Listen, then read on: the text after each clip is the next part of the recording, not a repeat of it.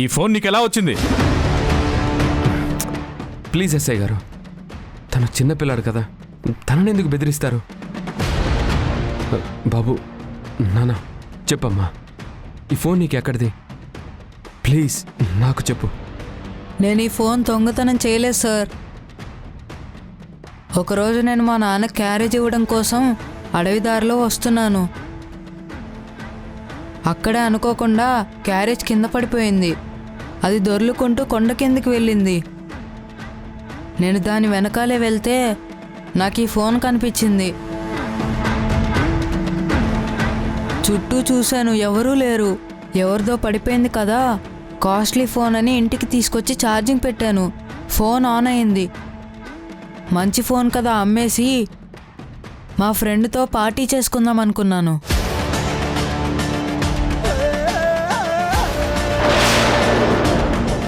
అంతకు మించి నాకేం తెలీదు సార్. ఆ దేవుడి మీద ఒట్టు. ఈ అబ్బాయి ఫోన్ దొంగతనం చేసి తీసుకున్నట్టున్నాడు. అందుకే వాళ్ళందరూ అలా అడుగుతున్నారు. భగవంతుడా, నేనెవరో తెలుసుకోవడానికి వెళ్తున్నాను. నేను చేసే ఈ ప్రయాణంలో నాకు ఎలాంటి ఆటంకాలు రాకుండా చూడు. నా గతం ఏంటో నేను తెలుసుకోవాలి. నా వాళ్ళని నేను కలుసుకోవాలి. ముందు నేనేంటో నాకు తెలిస్తేనే నేను ఎక్కడికి వెళ్ళాలనేది తెలుస్తుంది. ఆ ప్రయత్నంలో అడుగు ముందుకు వేస్తున్నాను. నువ్వే నడిపించు స్వామి.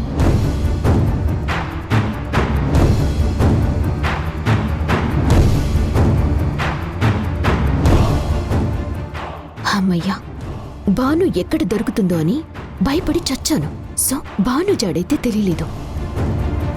ఎస్ఐ గారు, ఈ అబ్బాయి చెప్పిన దాన్ని బట్టి నా భాను తాళి దొరికిన ప్లేస్ దగ్గరలో ఈ ఫోన్ కూడా దొరికింది. అక్కడే ఏదో జరిగింది. అదేంటో మనం తెలుసుకోవాలి. తప్పకుండా సార్, ఎంక్వైరీ చేస్తాం. ఈ ఫోన్తో ఆల్మోస్ట్ దొరికారనుకున్నాను, కానీ ఇలా జరిగింది. అయినా సరే మీరు నిరుత్సాహపడకండి, మేడం తప్పకుండా దొరుకుతారు. వెళ్దాం పదండి సార్. రే, ఎందుకురా రోడ్లో దొరికేవన్నీ తీసుకొచ్చి ఇంటి మీదకి తీసుకొస్తావు? బుద్ధి లేదా? పదా వెళ్దాం.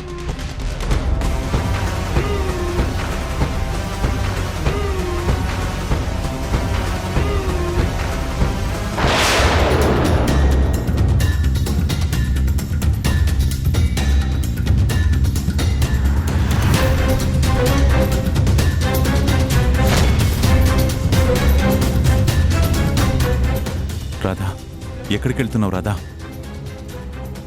ఏం చేస్తున్నావు రాధా? ఎవరికీ చెప్పకుండా ఎందుకు వచ్చేసావు?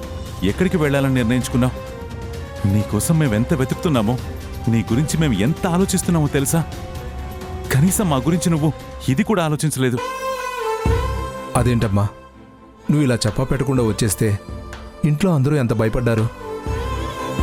మురారి పాపం నీకోసం ఎంత బాధపడ్డాడో. అంతలా తప్పిస్తున్న మనిషి ఉండగా నువ్వు ఇలా వచ్చేయడం ఎంతవరకు కరెక్టు? నువ్వే చెప్పమ్మా. నన్ను క్షమించండి. మీరందరూ నా మీద చూపిస్తున్న అభిమానాన్ని నేను తప్పుగా అర్థం చేసుకోవడం లేదు.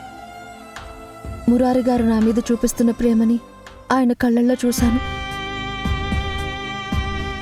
నేను ఇలా ఉన్నాను అన్న బాధని నేను గమనిస్తూనే ఉన్నాను.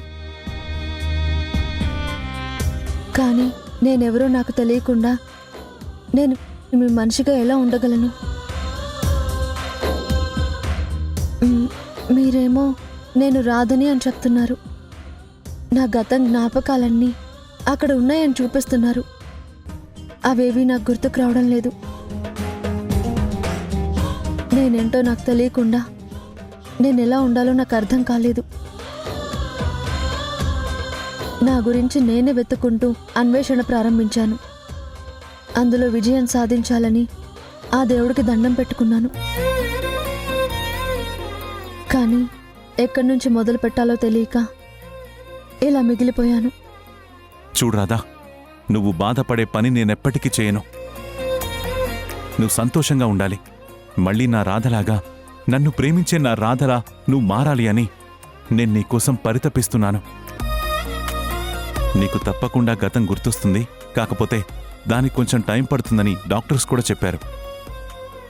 మరి నువ్వెందుకు అంతవరకు వెయిట్ చేయలేకపోతున్నావు? మన ఊర్లో మనిద్దరం కలిసిన ప్రదేశాలు నీకు నేను చూపించడానికి ఒక కారణం ఉంది. అక్కడ మనం ఎంతో ఆనందంగా గడిపిన క్షణాలు అలాంటివి. వాటిని నువ్వు చూస్తే నీకు గతం గుర్తొస్తుందేమో అని చూపించానే తప్ప నేను ఇబ్బంది పెట్టాలని నేను అనుకోలేదు. నా కుటుంబం మొత్తం నీ గురించి ఆలోచిస్తుంది. ఊరు మొత్తం మళ్ళీ నీకు గతం గుర్తుకు రావాలని అమ్మవారిని కోరుకుంటుంది. ఒక ఊరంతా నీ గురించి ఆలోచిస్తున్నప్పుడు నువ్విలా వచ్చేయడం ఎంతవరకు కరెక్ట్? మేమంతా నీతో ఉన్నాం. నీకు గతం గుర్తుకొచ్చేంతవరకు నిన్ను ఎలాంటి ఇబ్బంది పెట్టనని నేను నీకు మాట ఇస్తున్నాను. ప్లీజ్ రాధా, నువ్విలా ఒంటరిగా వచ్చేస్తే గమ్యం తెలియని ప్రయాణం చేస్తూ ఏమవుతావో, నీకేం జరుగుతుందో అని భయంతో మేమెలా బతుకుతాం? అర్థం చేసుకో.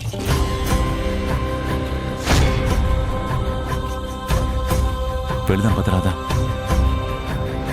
అమ్మా థ్యాంక్స్ అమ్మా. మంచిదండి. కూర్చో రాధా.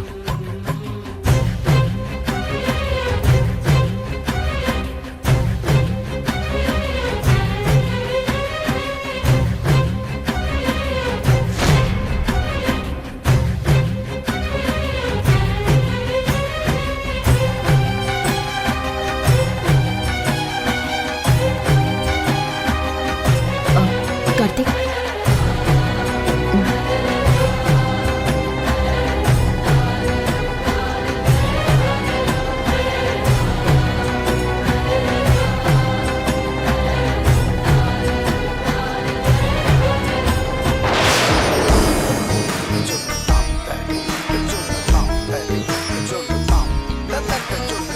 తొందరగా వెళ్దానండి. నేను అర్జెంటుగా నా కోడల్ని చూడాలి. అవునవును. వాళ్ళు ఈ పాటికి గుడికి వెళ్ళే ఉంటారు.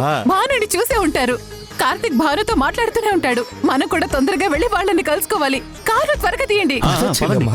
ఎవడు అందాక మీరు వేరే కారు తీయండి. అలాగే. ఊర్మిళ త్వరగా ఎక్కు. మళ్ళీ ఎవరికైనా ఫోన్ చేస్తున్నావు? హలో అంకుల్, చెప్పండి. నీలిమా, ఫోన్ నీ దగ్గర ఉందేంటి? కార్తీక్ ఎక్కడున్నాడు? కార్తీక్ ఇప్పుడే గుళ్ళోకి వెళ్ళాడు అంకుల్. భాను కలిసిందా? మీరు గుడికి వెళ్ళామంటున్నారు కదా, అక్కడ తను బాగానే ఉంది కదా? ఎందుకు తను మనకు ఇన్నాళ్ళుగా దూరంగా ఉందమ్మా? ఎక్కడో ఎందుకు ఉండిపోయింది? ఫోన్ కూడా ఎందుకు ఆన్ చేయలేదమ్మా? ఏమైనా చెప్పిందా? లేదంకుల్, భాను కనపడుతుందని ఎంతో ఆశతో ఇక్కడికి వచ్చాం. కానీ భాను ఇక్కడెక్కడ కనిపించలేదు.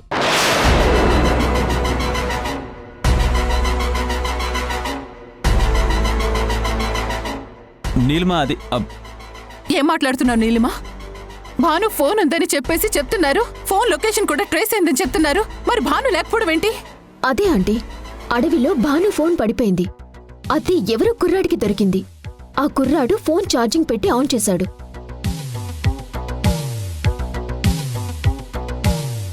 ఫోన్ సిగ్నల్ బట్టి అది భాను దగ్గర ఉందేమో అనుకుని పోలీసులు మేము అందరం ఇక్కడికొచ్చాం.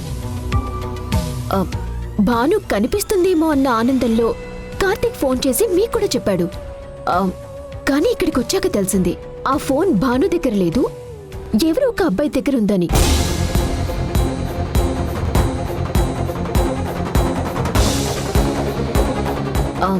భాను జాడ ఇంకా ఏం తెలియలేదు.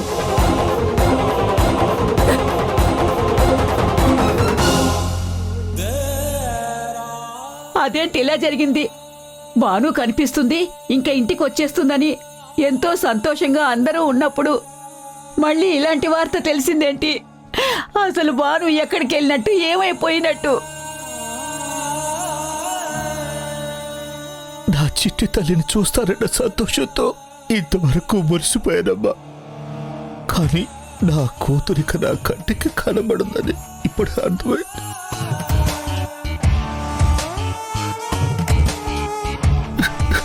ఆ భగవంతుడు నా మీద పగబట్టినట్టున్నాడు. అమ్మలా చూసుకునే నా కూతుర్ని నాకు దూరం చేశాడు. ఇంతమంది దేవుళ్ళకి పూజ చేస్తున్నాం కదా, ఏ దేవుడు కరుణించడం లేదేంటన్నయ్యా? నా కోడలి జాడ చూపించడం లేదేంటన్నయ్యా? అసలు అసలు ఆ దేవుడు అనేవాడు లేదా లేదా లేదా?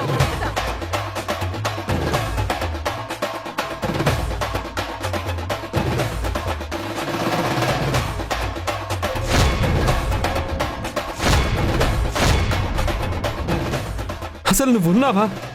నిజంగా నీలో మహిముందా? మహిముందా? మహిముందా? అందరినీ కాపాడుతున్నావా? దేవుడంటే రక్షించేవాడంటారు. ఏ దిక్కు లేని వాడికి నువ్వే దిక్కు అంటారు. మనస్ఫూర్తిగా నిన్ను కోరుకుంటే ఖచ్చితంగా నువ్వు రక్షిస్తావని చెప్తారు.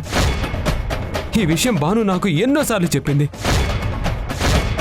భగవంతుడు అనేవాడు ఉన్నాడండి, తను మనల్ని కరుణిస్తాడండి, మనల్ని కాపాడతాడండి, కంటికి రెప్పలా చూసుకుంటాడండి అని నా భాను నాతో నీ గురించి ఎన్నోసార్లు గొప్పగా చెప్పింది. కానీ నువ్వేం చేశావు? నన్ను నా భానుని విడదీసి నా ప్రాణాన్ని నాకు దూరం చేశావు. భాను లేకుండా నేను ఒక్క క్షణం కూడా జీవించలేనని నీకు తెలుసు.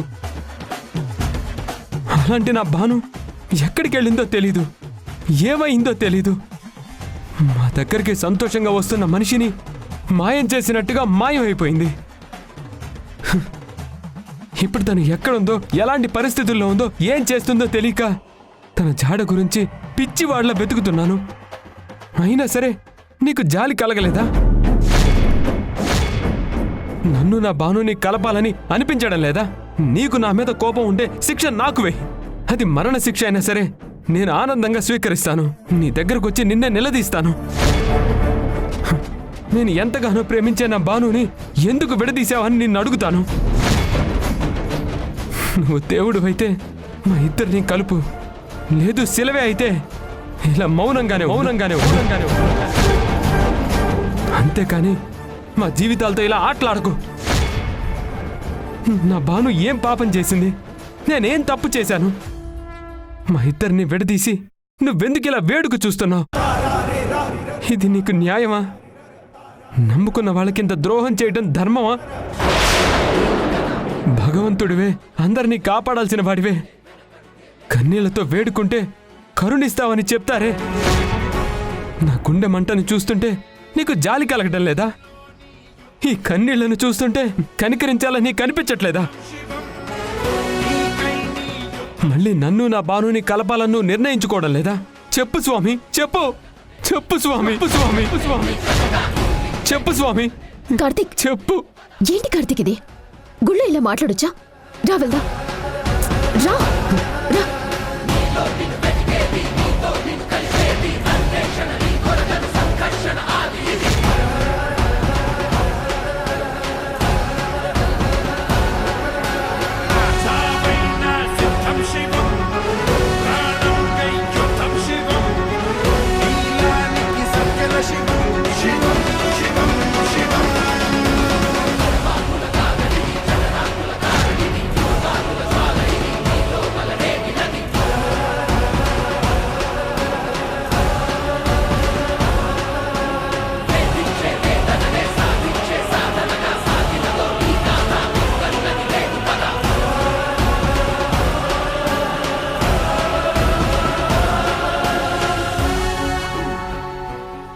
రామ్మా, లోపలికి వెళ్దాం.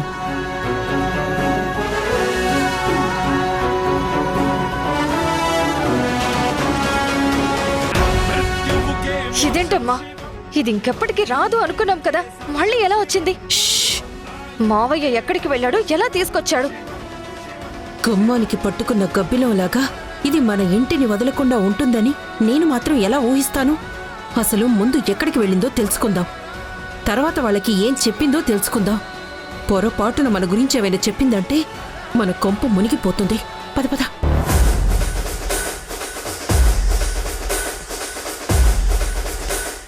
అమ్మగారు, మంచినీళ్ళు తాగండి.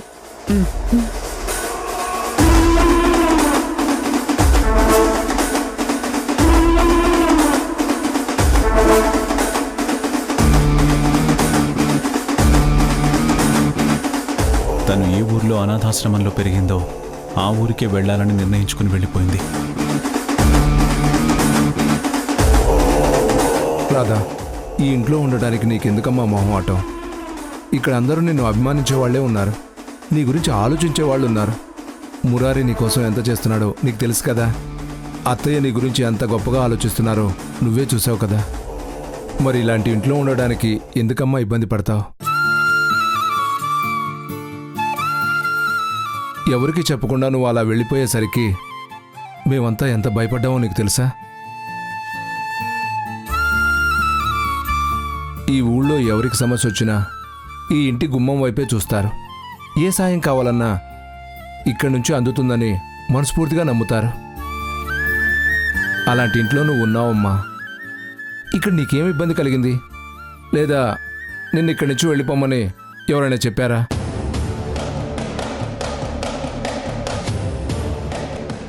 అమ్మా, ఇప్పుడు ఇది ఖచ్చితంగా మన పేరు చెప్తుంది. మనం వెళ్ళమన్నాము అని చెప్తుంది. అమ్మ మీకు మన భరతం పడుతుంది. నువ్వు భయపడి అనవసరంగా నన్ను మరింత భయపెట్టకు. ఏదో విధంగా ఇక్కడి నుంచి తప్పించుకోవాలి. ఇది మనల్ని బాగా బుక్ చేసింది. మన పని అయిపోతుంది. అయినా ఈయనకి బుద్ధి లేదా? తను ఎలాంటి ప్రశ్న అడిగాడు? ఏంట్రాదా, ఎవరైనా వెళ్ళిపోమన్నారా అని బావా నేను అడగగానే నువ్వు అక్క వైపు చూశావు అంటే అక్క నీతో ఏమైనా చెప్పిందా? ఈ ఇంట్లో నుంచి వెళ్ళిపోమని అక్క నీతో అందా?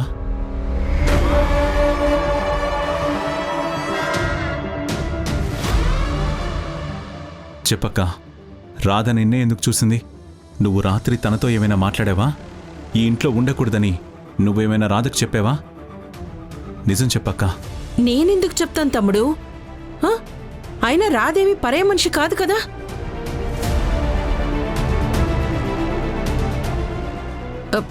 మనందరికీ కావలసిన మనిషి.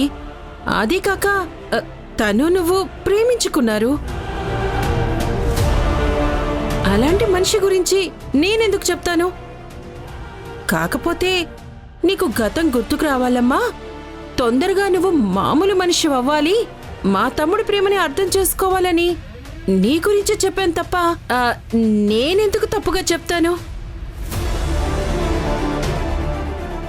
అందుకే నా వైపు చూస్తుంటుంది. అంతకు మించి ఇంకేముంటుంది?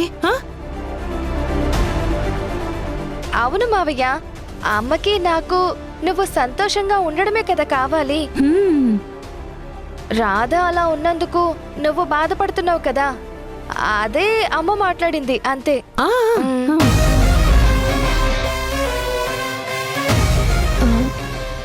ఆవిడ నాతో ఏం చెప్పలేదు. ఆవిడ ఇంకా 4 మంచి మాటలు చెప్పారు. నేను ఇలా బాధపడుతూ ఉండటం ఆవిడ చూడలేకపోయారు. నాకు గతం తొందరగా గుర్తుకు రావాలని, నేనేంటో తెలుసుకోవాలని నాకు నా గురించే చెప్పారు తప్ప నాకేం చెప్పలేదు. విన్నావు కదా తమ్ముడు?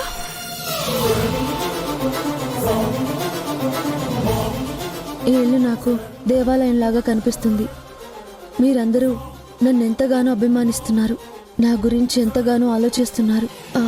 కానీ నేనేంటో నాకు తెలియకుండా ఎవరితో ఎలా ఉండాలో నాకు అర్థం కావడం లేదు.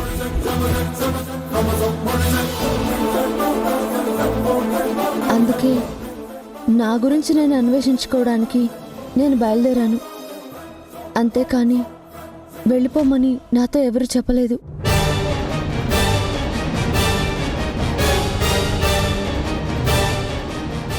చూడమ్మా, ఈ ఇల్లు దేవాలయం అని నువ్వే అన్నావు. అంటే దేవుడికి మించిన రక్ష ఇంకెక్కడా దొరకదనే కదా. ఇక్కడ నువ్వు ఉంటే రక్షణలో ఉంటావు. నువ్వేంటో తెలుసుకునే ప్రయత్నం చేయడంలో తప్పులేదు. అలాగే నీ గతం ఏంటో నీకు తెలిసేలా చేసే ప్రయత్నం మేం కూడా చేస్తున్నాం. నువ్వు మా మనిషివమ్మా, ఈ ఇంట్లో మనిషివే. నువ్వు అనాథవి కావు. నీకు మేమందరం ఉన్నాం.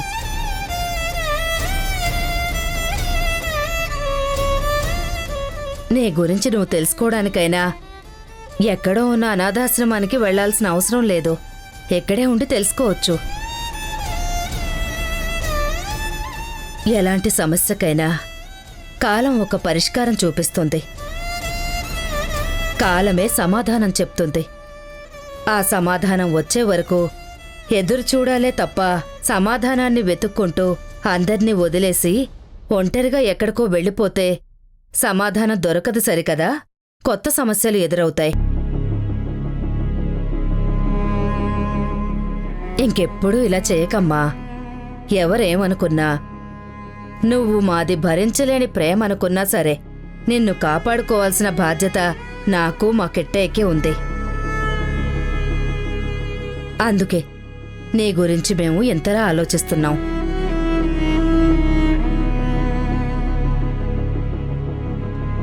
ఇంకోసారి మాకెవ్వరికీ చెప్పకుండా ఎక్కడికి వెళ్ళనని నాకు మాట ఇవ్వమ్మా.